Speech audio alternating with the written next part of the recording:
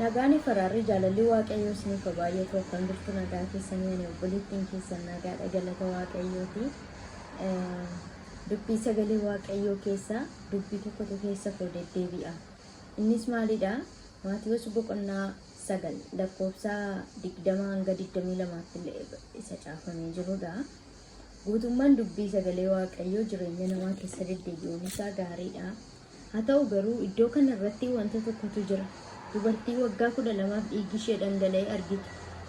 Dubartiin kun guyyaa osoo hin taane, ji'a osoo hin taane, torban osoo hin taane waggaa 12 guutuu dhiigi ishee dhangala'ee jechuudha. Waggoota hamma kanatti namarraa fagaattee, firarraa fagaattee, hiriyaarraa fagaatteetti waan meeqa keessa dabarte chaalenjiin jireenya ishee keessatti isheen dabarsite baay'ee ajaa'iba ta'uu danda'a.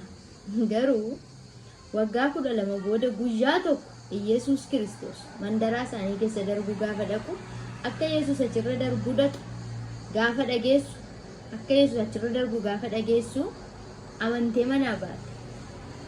Iddoo baay'ee dhaqxeetti iddoo baay'eetti furmaata dhabde. Har'a garuu amantiidhaan dhufte.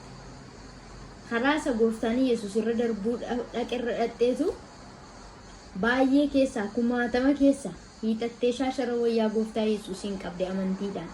Gaafa shaashara wayyaa isaatii tuqxu hin fayyite. Lolaan dhiiga ishee kan waggaa 12 guutuu ishee dhiphisaa ture irraa dhaabate. Maaliif waan uffata Yesuusiin tuqxeef osoo hin taane waan amanteef fayyite. Amantiitu ture uffata Yesuus tuquu ishee keessa amantiitu ture. Amantiidhaan tuquu dhatte. Akkasumatti zimmettee tuqunanne maaliif jennaan namoonni baay'een isaan qixxaatanii isa bukkee deemaa turan namoota hedduutu jira. Namoota kana keessaa garuu isheen amantiidhaan dhattee shaashara wayyaa isaatii tuqxee hin fayyite. Humna fayyisuu Yesuus Kiristoos keessaa baafatte. Dubbisaa macaaficha. Waan tokko isiniin jechuu dhufe firoo tokko.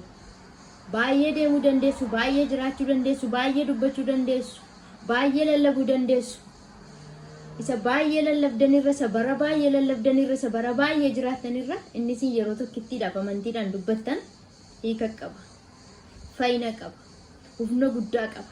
Amantii xinnoo isheetiin wanti isin haasoftan al tokko duwwaadhaa fi hiika qaba. Dhaloota deemsisuu qaba. Dhaloota hiikuu qaba. Dhaloota fayyisuu qaba. Kanaafiyyuu dubbii waa hin baafne dubbii amantii of keessaa qaba. Sa'aatii dheeraa haasa'uu mannaa dubbii amantii guddaa of keessaa qaba. Dubbii dhaloota hiikuu danda'u al tokkitti dubbachuu isiniif wayya. Kanaafuu amantiidhaan namni Yesuus Kiristoositti siqee hin fayyaa jechuu barbaade tanan dhufu. Amantiidhaan gara isaatti siqee hin fayyita. Bara baay'ee duukaa deemurraa al tokkitti wajjin deemuu si wayya. Yesuus fayyina.